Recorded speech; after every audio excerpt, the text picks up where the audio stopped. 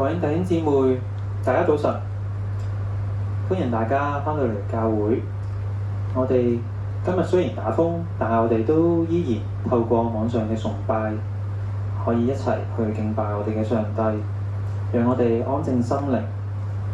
預備好自己嚟到神嘅面前去敬拜。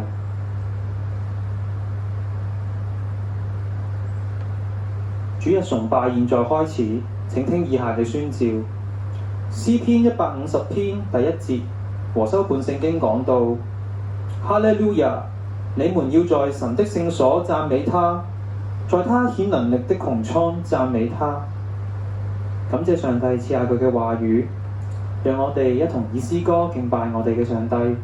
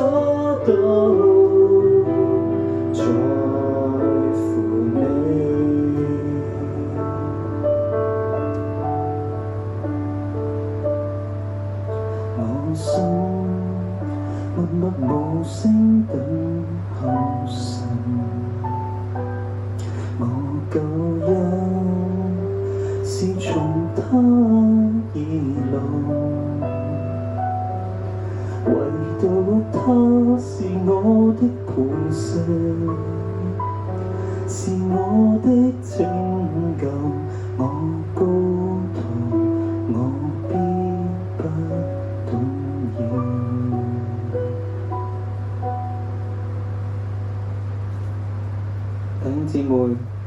讓到我哋合上雙眼，同心向主禱告。親愛嘅天父，我哋感謝你，因為你係我哋嘅磐石，係我哋嘅拯救，我哋嘅高台。我哋都知道你已經為我哋預備好一切。我哋身為香港，節奏好急，亦都對好多時我哋都冇耐性。求你幫助我哋放低心入邊嗰個急躁、焦慮，學習專心去等候你。願聖靈今日再次感動我哋每一個人嘅心，開啟我哋嘅眼睛，讓我哋懂得回應你嘅呼召、你嘅帶領。祈禱奉主耶穌基督之名而求，阿門。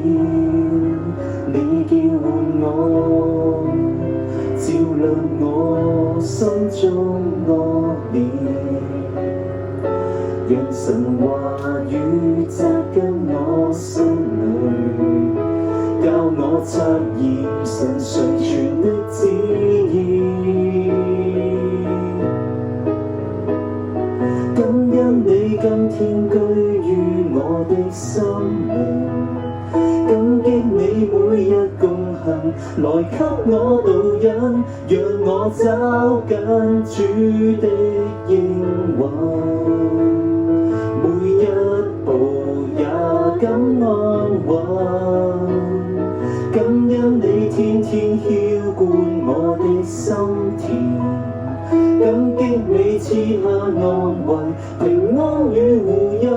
讓我心緊渴慕神，每天被你更新。感恩你今天居於我的心靈，感激你每日共行，來給我導引，讓我找緊主的應允，每一步也感安穩。感恩你天天澆灌我的心田，感激你賜下安慰、平安與護蔭，讓我心緊渴慕神，每天被你更新，愛你更深。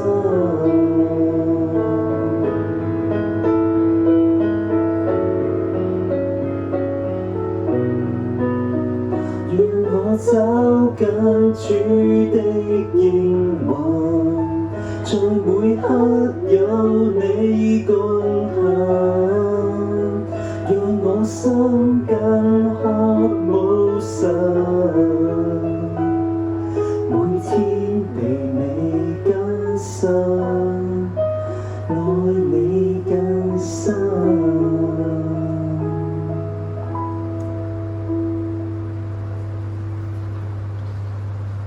你以恩典為年歲的冠冕，願我哋數算日子，專心尋求主面，將餘生奉上，侍奉我主。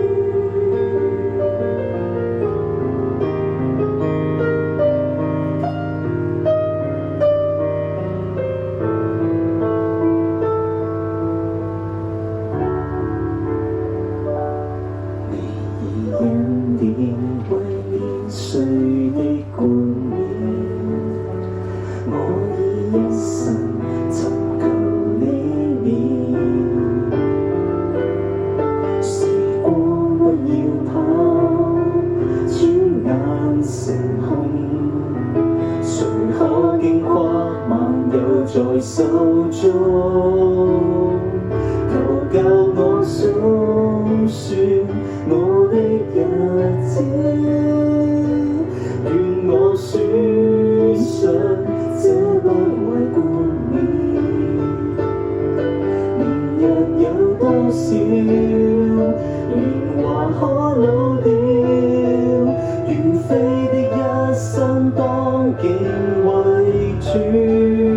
神教我數算恩典日子，願信心堅壯，遵主旨意。來讓我展翅，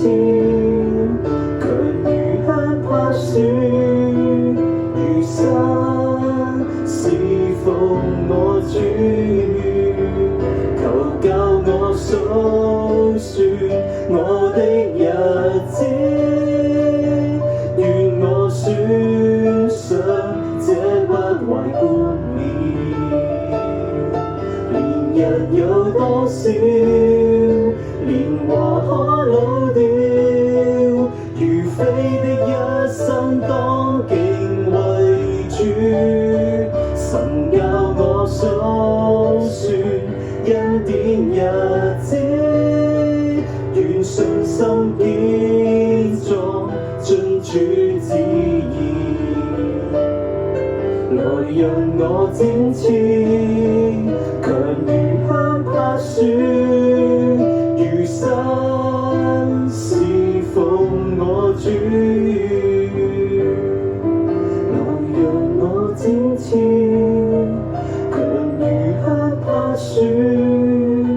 如山侍奉我主。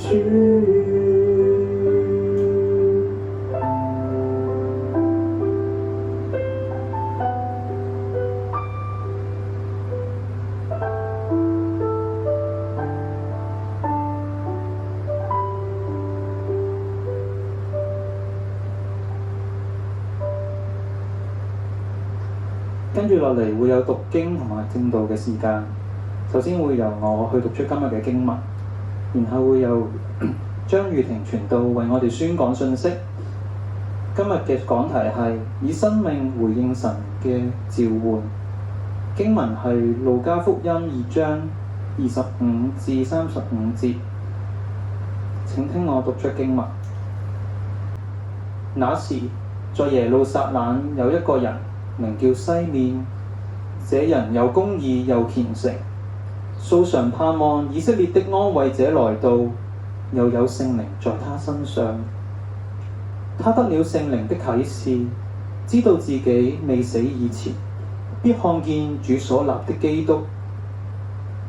他受了聖靈的感動，進入聖殿，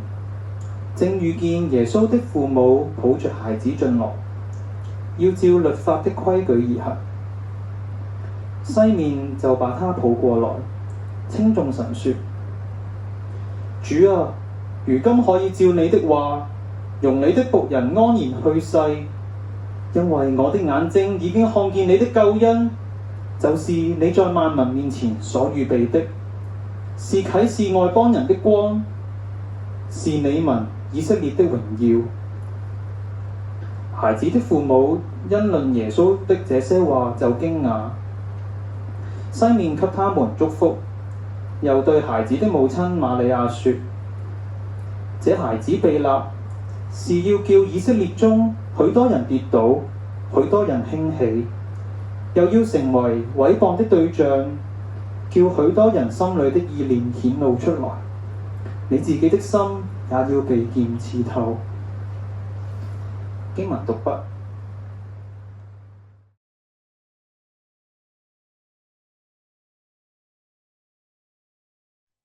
弟兄姊妹早晨，感謝心恩堂嘅邀請，讓我可以喺大家當中去宣講上帝嘅說話。記得咧喺大概3年前左右啦，我咧都喺大家當中咧去分享過上帝嘅說話嘅。當時咧我啱啱係全職讀神學第1年，3年後嘅今日咧，我已經神學畢業啦。而家咧喺建道神學院裏邊去服侍緊。事隔3年可以再喺心恩堂裏邊去講道咧，我係非常之感恩。不過有啲可惜啊，可能咧今個禮拜因為打風嘅緣故，唔能夠同弟兄姊妹咧親自嘅面對面去宣講上帝嘅說話。不過我相信咧，上帝嘅恩典咧總係與我哋同在嘅。今日咧，我哋睇嘅經文咧係路加福音2章2到25到35節。呢段經文咧記載嘅咧係一位名為西面嘅人，佢親眼見到嬰孩耶穌，然後就稱頌上帝，祝福約瑟瑪利亞嘅故事。有部分嘅聖經學者咧喺解釋呢段經文嘅時候咧，都會集中去講西面口中裏邊咧佢關於耶穌工作嘅預言嘅。我認為咧呢個都係一個好重要嘅部分。不過喺今日嘅講道裏邊咧，我想嘗試同大家一齊咧從西面啦、瑪利亞啦同埋約瑟佢哋嘅角度去出發，去探討一下到底佢哋三個係點樣以生命嚟到去回應上帝俾佢哋嘅呼召嘅咧。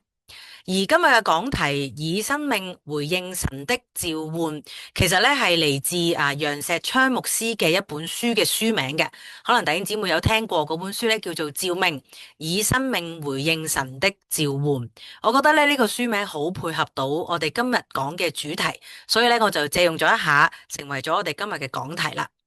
喺我哋今日正式去講道之前呢，讓我哋一齊去祈禱啊！親愛天父，感謝你喺今天嘅早上，讓我哋可以再次嚟到你施恩嘅寶座前。我哋只係為咗一件事，就係能夠聆聽你嘅說話。我哋好渴望能夠知道、明白你喺我哋每一個生命裏邊嘅計劃同埋心意，聆聽得到咧，你一早安置咗喺我哋生命裏邊嘅召命。求你去引領，讓到我哋能夠清晰，唔疑惑嘅聽到你對我哋每一個嘅召喚，奉主名求，阿門。喺正式今日去講到嘅段落之前呢，我想帶大家咧稍微去認識一下到底路加福音2章呢段經文嘅少少背景先。大致上去講咧，路加福音嘅第2章咧可以分為3個部分嘅。第一個部分咧係1到20節。係關於耶穌出生嘅一個記載，而第二個部分21到39節咧，其實就係講述咗耶穌基督出世咗之後，約瑟同埋瑪利亞按照猶太人嘅傳統咧，喺頭生即係第一胎嘅孩子出世8日大嘅時候咧，所要做嘅一系列嘅禮儀。而去到第三部分咧，40到52節就講到耶穌去到12歲嘅時候，自己一個人咧留咗喺耶路撒冷嘅聖殿上面去上堂嘅依個事蹟，即係話咧，其實第2章路加福音嘅第2章呢段嘅經文呢一個章節咧，其實係記載咗唔同年紀嘅耶穌噶，由耶穌出世啱啱出世到佢8日大，到佢12歲。喺呢個時間裏邊咧，發生喺耶穌身上嘅故事。而今日選用嘅經文咧，就係嚟自第2個部分，亦即係咧耶穌8日大，只係得8日大嘅時候咧，約瑟同埋瑪利亞帶住耶穌去到耶路撒冷嘅聖殿，將耶穌要獻俾上帝嘅一段記載，喺22到23節嗰度咁樣講嘅。按摩西律法滿了潔淨的日子，他們即係約瑟同埋瑪利亞帶着孩子，即係嗰個嬰孩耶穌，上到耶路撒冷去，要把他獻與主。正如主的律法上所記，凡頭生的男子必稱聖歸主。當時約瑟同瑪利亞咧係按住猶太人嘅傳統嘅規矩，即係律法上邊嘅要求咧，將第一個出生嘅男孩子帶到去耶路撒冷嘅聖殿裏邊，要將孩子獻俾上帝。正當約瑟同埋瑪利亞抱住嬰孩耶穌去到聖殿裏邊嘅時候咧，佢哋咧就遇上咗西面啦。西面係一個點樣嘅人呢？喺25節嗰度咁講嘅，25節嘅上半節嗰度話，在耶路撒冷有一個人名叫西面，這人又公義又虔誠。路加咧形容咧西面係一個公義又虔誠嘅人。公義係咧表明緊咧西面係對人咧係嘅行為咧係合宜嘅，佢係會按情按理咁樣去對待其他人。而虔誠嘅意思咧，其實就講到西面總係常常嘅掛念上帝嘅事。綜合路加對西面嘅呢2個形容詞咧，我哋可以知道西面係一個待人合情合理、對主忠心耿耿嘅人，亦即係話咧西面係一個非常之好，而且呢一個好愛主嘅基督徒嚟嘅。接住落嚟咧喺25節嘅下半節嗰度咁講，西面素常盼望以色列的安慰者來到，又有聖靈在他身上。他得了聖靈的啟示，知道自己未死以前必看見主所立的基督。經文講到咧，上帝俾咗一個啟示俾西面，好清晰，上帝好清晰咁樣俾西面知道咧，喺西面死之前咧，佢必然會見到以色列嘅安慰者，就係主所立嘅基督，亦即係以色列嘅救贖者啊！當時咧，其實猶太人咧係一直咧期盼住呢一位以色列嘅救贖者，亦都係彌賽亞嘅嚟臨嘅。因為咧，上帝俾咗西面呢一個啟示，於是西面咧就一直堅持等待同埋盼望。經文咧其實咧冇清楚去記載到底西面係等咗幾耐，不過咧只係話西面素常盼望啦，即係話咧佢係一直喺度等緊嘅。如果我哋今日理解召命嘅意思咧，即係話上帝吩咐我哋人做嘅事，我哋要完成佢嘅話，如果我哋咁樣理解召命嘅話咧，我哋換個角度去睇，就會發現其實上帝俾西面嘅呢個嘅啟示咧，同時亦都係上帝俾西面嘅一個召命。上帝啟示西面，彌賽亞必定會降臨。佢並且係要求西面呢要等候彌賽亞嘅降臨。佢同時係其實呼召緊西面做一件事，就係咧要用西面一生去期盼耶穌基督嘅嚟臨。西面咧喺回應上帝嘅召喚嘅呢件事裏邊咧，我哋見到西面第一件要做嘅事咧，上帝要去做嘅事就係咩咧？就係素常嘅盼望，即係咩都唔好做住，只係需要齋等。弟兄姊妹，唔知你有冇諗過咧？原來有時咧，當我哋要回應上帝俾我哋嘅召喚嘅時候咧，第一件事要做嘅咧，其實就係咩都唔好做，就係齋等啊！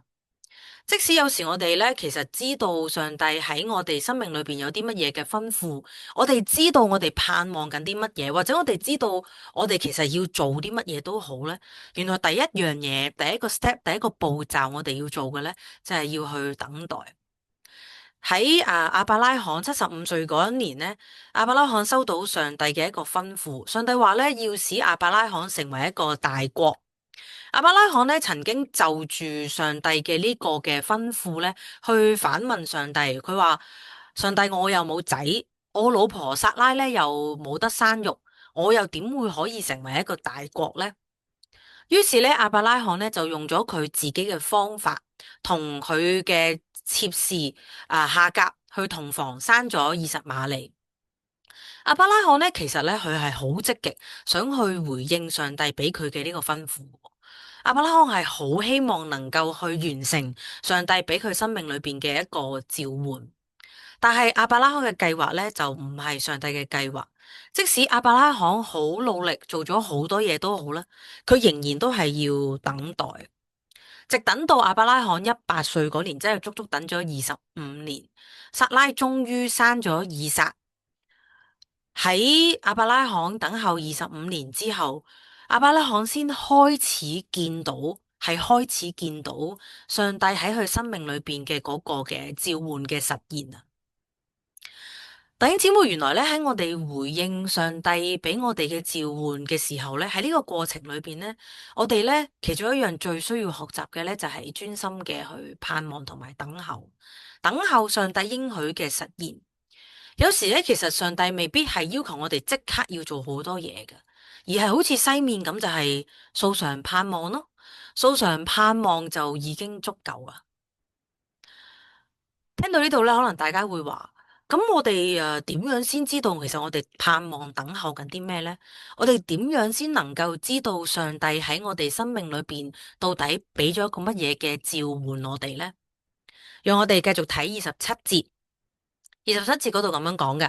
他即係西面啦，受了聖靈的感動，進入聖殿，正遇見耶穌的父母抱着孩子進來，要照律法的規矩辦理。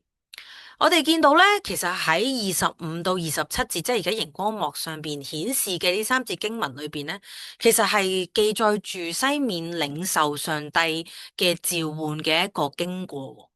由佢常常盼望以色列嘅安慰者彌賽亞嘅降臨，直至到佢咧去收到上帝嘅啟示，直至到咧佢真係見到嬰孩耶穌嘅嗰一刻，呢三字可以話咧係俾我哋快速去見到西面嘅一生係點樣去領受、回應、實現上帝俾佢召命嘅一個過程啊。同時間咧，我哋好重要嘅就係喺呢三字經文裏邊咧，我哋好清楚見到一個字咧不停，一個字眼不停嘅重複出現，嗰個字眼咧就係聖靈。出現喺邊度咧？分別有三句說話嘅。第一句就係又有聖靈在他身上，他得了聖靈的啟示，他受了聖靈的感動。我哋咧見到聖靈咧喺呢三字經文裏邊咧都有出現。聖靈咧喺西面領受呼召嘅呢個過程裏邊咧係有一個非常之重要嘅角色嘅。我哋好清晰咁樣見到聖靈喺西面嘅生命裏邊擔當住一個好重要嘅角色，佢咧扮演緊一個好重要嘅身份，就係聖靈咧一直去引導西面去明白、回應同埋實現上帝俾佢嘅召命。所以弟兄姊妹，當我哋去問到底我哋點樣先能夠知道其實我哋喺度等緊啲咩呢？我哋點樣先能夠知道上帝喺我哋生命裏邊有啲乜嘢嘅召喚呢？原來個關鍵呢，就係我哋要敏感聖靈對我哋嘅說話同埋帶領喎。就好似當時聖靈好清晰去同西面講西面喺上帝喺西面生命裏邊嘅召命一樣呢，聖靈今日仍然都會向我哋每一個人去說話，將上帝俾我哋嘅召命同埋吩咐咧去話俾我哋知。講聖靈可能有啲抽象，其實咧講聖靈嘅工作咧係真係可以講到好複雜嘅。不過咧我今日咧就唔打算咧同大家講啲好複雜嘅聖靈論。因為我覺得其實要明白聖靈嘅工作咧，同時間亦都係可以好簡單。個關鍵咧就係喺我哋嘅生活裏邊咧，要時刻去思想上帝嘅真理，時刻向上帝去禱告，或者可以我哋每日花5至10分鐘去安靜一下，專一嘅同上帝去傾偈去相處，聽下聖靈俾咗啲乜嘢嘅聲音我哋抽一啲時間，將我哋生活嘅瑣事、繁重嘅工作，甚至有時喺教會嘅服侍咧，都放低，讓自己心靈咧可以騰出一啲嘅空間同埋時間去親近主。我相信咧，只要我哋每一個都願意咁樣去撥出一啲時間，或者係騰空自己心靈嘅一啲空間，去同上帝傾偈談心咧。我哋必然可以聽到聖靈嘅吩咐同埋心意。弟兄姊妹，所以當我哋喺度思考到底上帝交付咗一個點樣嘅吩咐召命俾我哋嘅時候咧，原來個關鍵咧係我哋要去留心敏銳上帝同埋聖靈嘅引導。而秘訣咧其實好老土嘅，就係要多思想去親近上帝咯。聽落咧可能係老生常談啦。不過我覺得咧呢個操練係一啲都唔容易，因為好多時候咧我哋都好似亞伯拉罕咁樣，以為自己明咗上帝嘅心意，然後咧就不停用自己嘅方法，用自己嘅形式去回應上帝嘅召命，而忘記咗原來回應召命嘅第一步，其實就係要學習去等候上帝嘅工作，就好似西面咁樣唔疑惑，專一素常嘅去盼望。弟兄姊妹，所以求上帝都光照我哋啊，讓我哋能夠學會每天都花時間去親近上帝，專一嘅去等候聖靈嘅帶領，以至到我哋真係能夠明白上帝喺我哋生命裏邊嘅心意。頭先咧，我哋講到第27章啦，即係西面去收到聖靈嘅引導，進到聖殿嘅嗰一刻，接住落嚟嘅經文呢，西面咧就真係見到嗰個佢等咗好耐嘅嬰孩耶穌，於是咧佢就講出咗以下呢番說話。第28節，西面就用手接過他來，即係耶穌過來，稱頌神說：主啊，如今我可以照你的話釋放僕人安然去世，因為我的眼睛已經看見你的救恩，就是你在萬民面前所預備的，是照亮外邦人的光，又是你民以色列的榮耀。剛才我哋講到啊嘛，西面第一個回應上帝呼召嘅方法就係等候，而喺呢度咧，西面有第二個動作喎，就係佢稱頌上帝，祝福耶穌。對西面嚟講咧，當佢見到呢個嬰孩耶穌講出呢番感恩嘅說話嘅時候咧，其實正正亦都係佢終於能夠去實現完成上帝俾佢嘅呢個託付同埋召命嘅嗰一刻。西面等咗好多年，佢終於都等咗啦，等到啦。喺呢一刻，西面第一句同上帝講嘅說話係咩？佢話：主啊，而家可以照你嘅話，讓我安然離開世界。如果我哋用口語去演繹西面呢句說話嘅話咧，其實西面嘅意思就係話：主啊，我終於都見到 BB 耶穌啦，而家咧就算我死咧，我都完啦。雖然西面一直都知道咧自己見到嬰孩耶穌之後咧就要離開世界，但係同時間咧，我哋都清楚見到咧，西面咧係冇留戀呢個世界喎，因為佢已經完成咗上帝俾佢嘅託付啦嘛。西面嘅人生已經圓滿，毫無遺憾。弟兄姊妹，唔知你有冇試過咧去做咗一件事，覺得哇，如果咧有一件事俾我點樣點樣嘅話咧，我就真係死都完啦。又或者係啊，如果俾我去到邊度邊度嘅話咧，我咧就死都抵啦咁。唔知我哋會唔會有啲咁嘅諗法咧？如果我哋有啲咁嘅諗法，可能係因為我哋終於做到一件我哋夢寐以求、日想夜想都好希望能夠做到嘅事。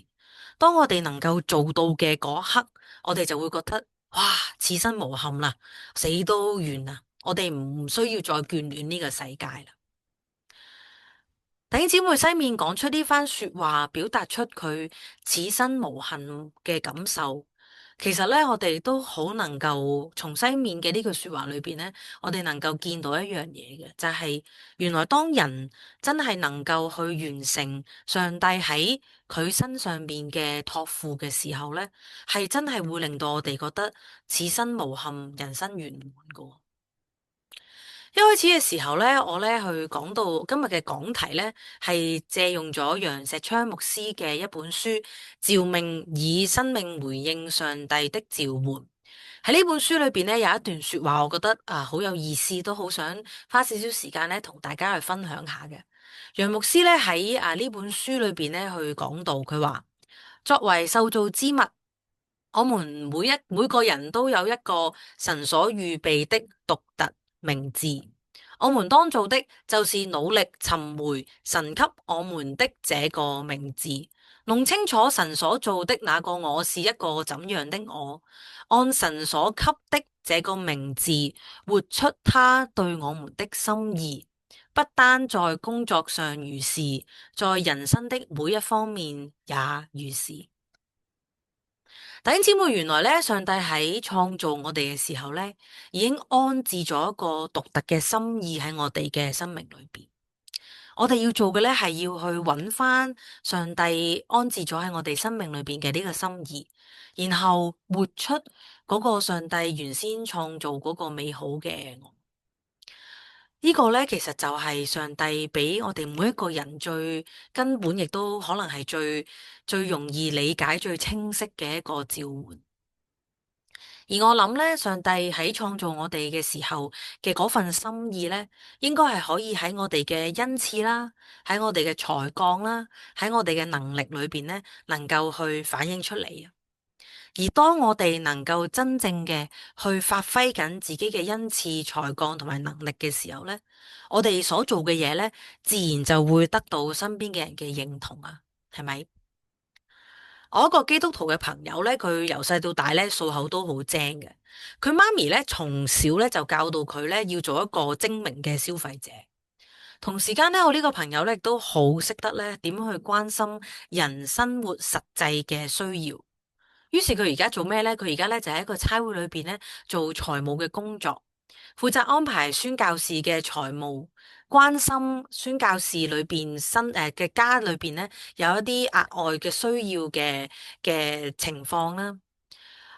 呢位朋友嘅工作，我呢位朋友嘅工作咧，其實係好唔容易嘅，管錢係好難嘅。但係正正係因為咧，佢可以用到上帝俾佢嘅恩賜，於是咧佢就好祝福到同佢同工嘅宣教士，而佢嘅侍奉亦都好有果效，得到同工嘅欣賞。佢自己亦都好有滿足感，可以用財務去服侍身邊嘅侍奉者。其實我諗咧，呢個情況咧，我將佢比喻為咧，就好似上帝咧做咗我哋係一個電飯煲，做一個非常好嘅電飯煲。如果我哋咧一直以為自己係一個洗衣機嘅話，然後咧我哋咧就走咗去洗衫，而唔係去煲飯嘅話咧，其實成件事就變咗錯晒啦。不過當我哋揾翻自己嘅身份，知道原來我哋係一個電飯煲，用楊牧師喺度講嘅說話就係揾翻上帝喺我哋生命裏邊嘅嗰個名字。用我哋廣東話嘅俗語咧去講就係，當我哋擺啱位嘅時候咧，知道自己係一個電飯煲就去煲飯啦、煲粥啦，或者多功能啲可以去焗蛋糕啦嘅時候，喺我哋嘅工作，喺我哋嘅侍奉裏邊，自然就有一種滿足感，亦都會得到旁人嘅正面嘅回應，亦都可以好似西面咁樣，生命因為能夠完成上帝嘅託付而感到此生無憾。弟兄姊妹，不過咧喺我哋而家身處嘅環境咧，可能總係令到我哋大失方寸。我哋咧可能成日都會覺得好似樣樣都值得去做，值得要去做咁樣。咁我哋面對咁多嘅選擇，我哋又可以點樣去抉擇呢？弟兄姊妹，其實我諗咧，當我哋真係面對上帝俾我哋真正嘅召喚，就好似西面咁樣嘅時候咧，當我哋真係回應緊上帝嘅呼召嘅時候咧，我哋咧係一定會去發揮緊自己最好嘅恩賜。而當我哋發揮緊自己最好嘅恩賜咧，就係我哋可以朝住焦點去出發，得到美好嘅果效。不過相反，當我哋咧發覺，我哋好似見到啲乜嘢就做啲乜嘢，好似冇乜焦點，冇乜方向，總之可以做咪做咯。結果可能就會忙得團團轉，又或者因為唔係發揮緊自己嘅恩賜而冇乜果效，身心皆疲，心靈枯乾。所以當我哋去思考點樣去決定，點樣去選擇面前嘅侍奉或者係工作嘅時候，我哋都可以去諗下，去揾翻上帝俾我哋原先嘅名字。如果我哋係一個電飯煲，我哋就要去煲飯，唔好話拎一個電飯煲去打邊爐，即係其實都冇話唔得嘅。不過唔係發揮緊電飯煲最好嘅功效咯。咁所以我諗當我哋去面對一啲選擇，有啲時候我哋會覺得其實好似好多嘢我哋都做到嘅。不過我哋可以再諗深一層，我哋喺呢啲侍奉崗位裏邊，係咪真係發揮緊我哋最好嘅侍奉嘅果效？我哋嘅恩賜係咪真係可以發揮到最好咧？所以我去建議大家，當我哋去思考抉擇嘅時候，其實可以以我哋嘅恩賜才幹同埋能力作為一個出發點去諗。而當我哋真係將自己嘅才幹運用得宜嘅時候，真係完成到上帝俾我哋嘅託付嘅時候咧，我諗我哋必然可以好似西面咁樣，覺得此生無憾，人生圓滿。弟兄姊妹，我再強調，我哋點樣做先可以揾到上帝俾我哋嘅心意呢？第一，我哋就係要敏銳上帝嘅聖靈嘅聲音，係咪？頭先講到，我哋敏銳上帝聖靈嘅聲音，就係我哋每一日咧都要去喺上帝面前安靜，同上帝傾下偈，談下心，聽下上帝俾我哋有啲咩吩咐，有啲咩咁嘅提醒。而我相信，當我哋去咁樣做嘅時候，我哋就能夠慢慢去揾到上帝喺我哋生命裏邊嘅呼召。我哋可以慢慢去揾到，到底上帝創造我哋嘅時候，俾咗乜嘢嘅身份，俾咗一個點樣嘅名字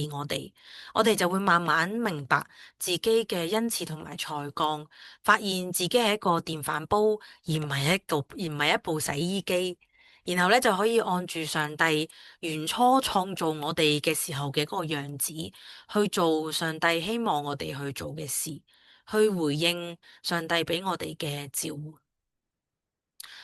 弟兄姊妹，所以如果你發現自己喺工作喺侍奉裏面覺得非常之疲倦，身心好疲乏嘅時候，我邀請你啊，不妨花一啲嘅時間停一停，去諗一諗而家嘅工作侍奉嘅方向係咪真係回應緊上帝俾我哋嘅心意呢？或者係，或者唔係，我哋唔知道。不過我相信，只要我哋願意花一啲時間安靜喺上帝面前，聆聽佢嘅說話，上帝必然會透過聖靈將佢嘅心意向我哋顯明，讓我哋能夠活出我哋真正嘅被上帝所做嘅嗰個美好嘅樣子。從西面嘅角度出發，去思考完召命之後呢，讓我哋而家就從約瑟同埋瑪利亞嘅角度去再思考下召命啊。喺第33到35節嗰度咁樣講嘅，孩子嘅父母即係約瑟同瑪利亞，因為西面嘅呢番言論耶穌就感到稀奇。西面給約瑟同瑪利亞一個祝福，又對孩子嘅母親瑪利亞說：這孩子被立是要叫以色列中許多人跌倒，許多人興起，又要作毀謗的話柄，叫許多人心裏的意念顯露出來。你自己的心也要被刀刺透。經文話咧，約瑟同瑪利亞聽到西面嘅說話之後咧，話佢感到好稀奇啊。和合版咧去翻譯稀奇呢個字咧係翻譯做驚訝。大家唔好忘記啊，其實當時嘅約瑟同瑪利亞咧已經係經歷咗好多嘅奇怪事噶咯，包括瑪利亞要以童女之身啦去懷孕生子啦，約瑟咧要娶一個懷有身孕嘅瑪利亞為妻啦。而耶穌出世嘅時候咧，有天使從天而降咁樣同牧羊人說話啦，然後三博士咧又去探耶穌啦。其實約瑟同瑪利亞啦，我覺得咧佢哋兩個咧喺呢個時候咧應該唔應該再有啲咩覺得好驚奇噶啦，係咪？咁係有乜嘢令到佢哋仍然覺得驚訝咧？當我哋細心去諗下嘅時候，我哋就會發現，其實咧上帝去將佢嘅召命向約瑟同瑪利亞去展露嘅時候咧，上帝去帶領約瑟同瑪利亞去完成上帝俾佢哋嘅託付嘅時候咧，就係從天使同瑪利亞講佢會懷孕生子到耶穌出世，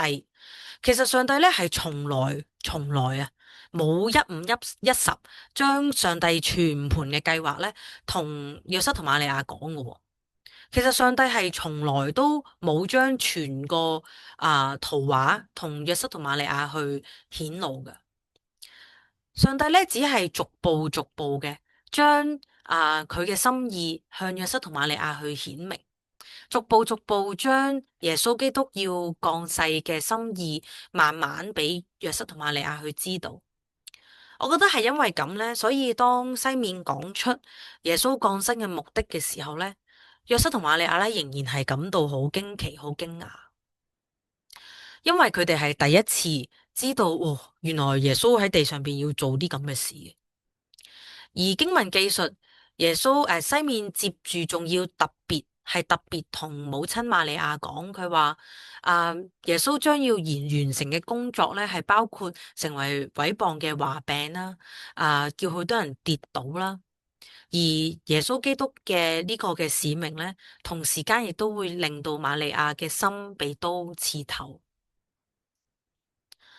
約瑟同瑪利亞咧，一步一步嘅去跟隨住上帝嘅吩咐，不過咧，佢哋係從來冇辦法完全嘅去掌握上帝全盤嘅計劃。於是佢哋去到呢一刻，仍然覺得驚奇。我諗在座唔少嘅弟兄姊妹咧，都可能有經歷過上帝嗰啲出乎意料、出人意表嘅帶領，冇諗過發生嘅，偏偏佢係發生。面對上帝嘅召喚，我哋要坦白承認，我哋係永遠都冇辦法完全嘅去掌握同埋理解，我哋係冇辦法完全嘅預計得到。而更加切身嘅咧，就係喺我哋回應上帝嘅召命嘅時候咧，我哋可能都同瑪利亞一樣，會經歷心被刀刺透嘅呢啲困境嘅呢啲難過。弟兄姊妹，喺我哋回應上帝喺我哋生命裏邊嘅託付嘅時候，我哋有時會好似瑪利亞咁樣。不過當我哋決定要將自己整個嘅生命去回應上帝嘅召喚嘅時候咧，我哋咧就要決心，雖然會遇到困難，仍然嘅堅持。不過我哋點樣去做呢？我哋點樣去能夠讓自己繼續去堅持呢？正如頭先我講啦，就係我哋要養成一個常常親近主嘅習慣啦，要聆聽到聖靈嘅微聲細語啦，學習去等候啦。同時間呢，我哋都要留心上帝所做嘅工作。我哋係咪真係活緊上帝俾我哋嘅嗰個最美好嘅樣式呢？我哋喺我哋嘅侍奉裏邊有冇一啲嘅滿足而覺得無憾呢？定抑或其實喺我哋嘅生活嘅侍奉裏邊，我哋只係感到心靈枯乾、身體疲乏，步伐越嚟越沉重呢？雖然我哋係喺回應上帝嘅召命裏邊，我哋係會困難，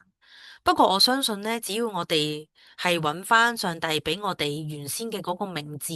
原先嘅嗰個身份呢，我相信呢，我哋係能夠堅持落去嘅。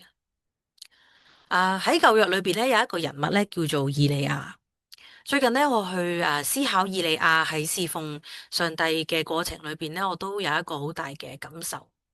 以利亞咧喺聽到上帝嘅吩咐，佢咧就上到迦密山同450個巴力先知咧去對質，係咪？結果咧，耶和華上帝嘅能力咧係絕對嘅去被顯示出嚟。而嗰啲巴力先知咧，亦都因為咁樣而被以利亞咧，全部都去殺晒。我哋咧喺以利亞嘅侍奉裏邊咧，見到上帝咧係的確好使用以利亞嘅，係咪？上帝使用以利亞去擊殺450個巴力嘅先知，而以利亞咧的確就係完成緊上帝喺佢生命裏邊嘅召喚。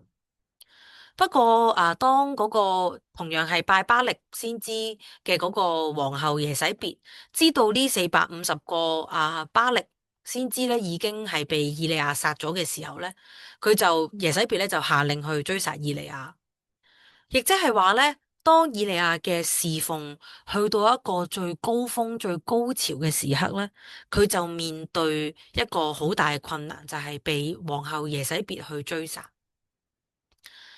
喺以利亞身上，我哋見到原來即使我哋係回應緊上帝嘅召命，被上帝使用緊都好啦，原來都唔代表我哋唔會遇上困難。之後咧，以利亞咧就去到一棵羅藤樹下就攤咗喺度啦，然後就又匿埋咗一個山窿裏邊啦。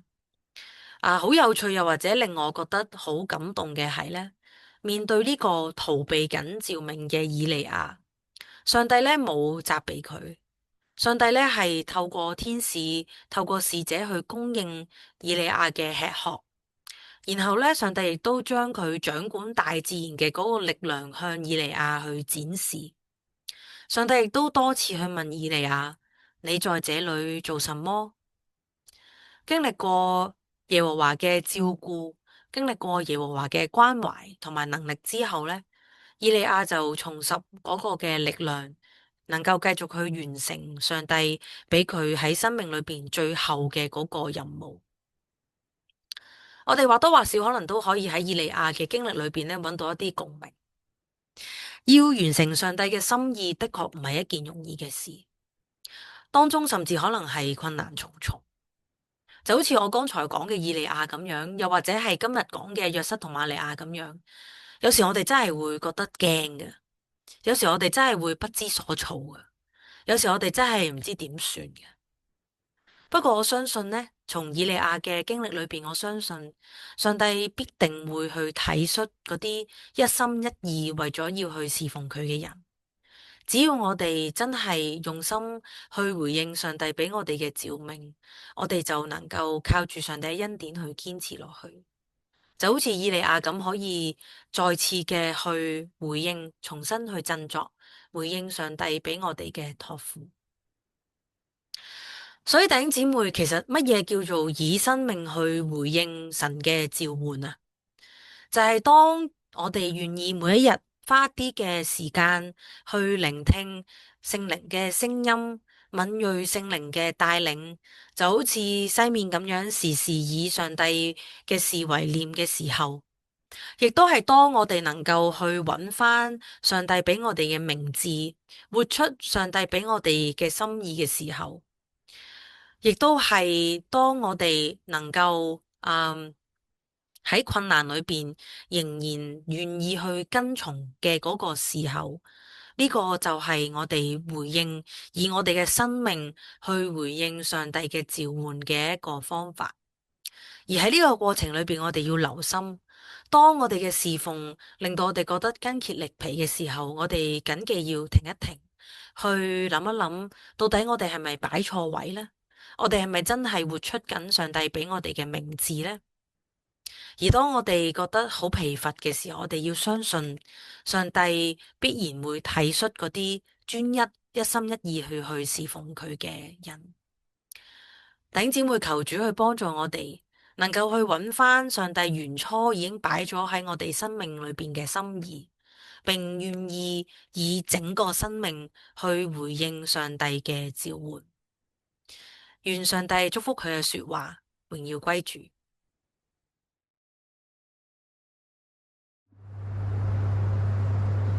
多謝將傳道嘅信息，西面一生等候，亦都活出敬畏神嘅一生。願我哋再次藉住如飛的一生呢首嘅詩歌，去回應神今日俾我哋每一個人所發出嘅召喚。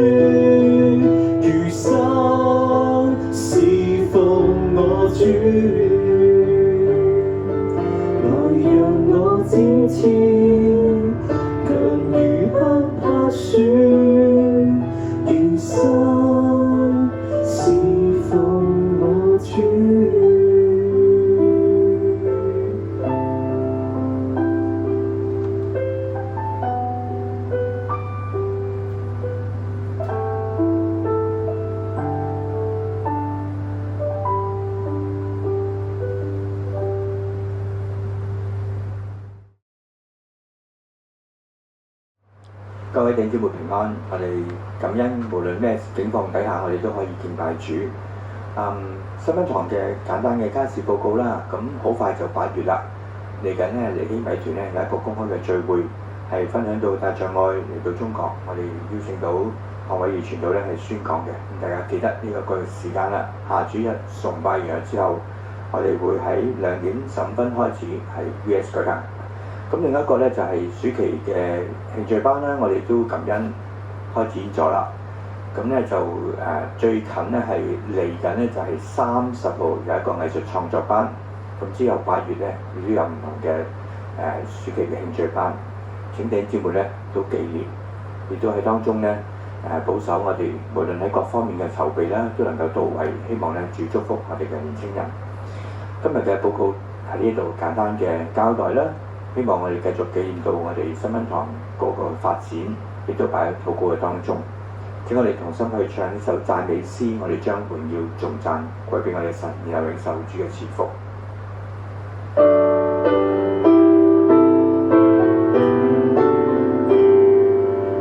讚美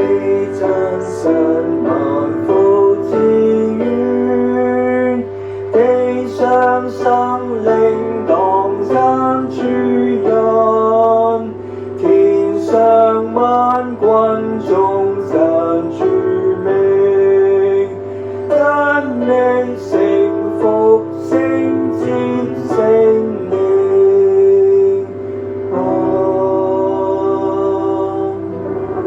請我哋要用信心領受主嘅賜福，願主耶穌基督嘅恩惠、天父上帝嘅慈愛、聖靈嘅感動幫助，常與你哋眾人同在，從今時直到永永遠遠。阿門。我哋同心唱差遣詩，求主差遣我哋進入人群當中，宣揚主嘅榮美。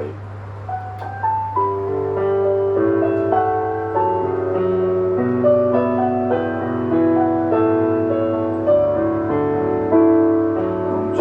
恩惠回應使命，求主差遣我，全心相信完美救贖，同心宣告主得勝。眾教會蒙召作工，齊共立志宣講救恩。願意這心終身作主，傳頌大愛豐富收割。願眾教會蒙召作工，齊共踏上跟主腳蹤，奉獻這生終生跟你，無懼路遠，主恩足夠。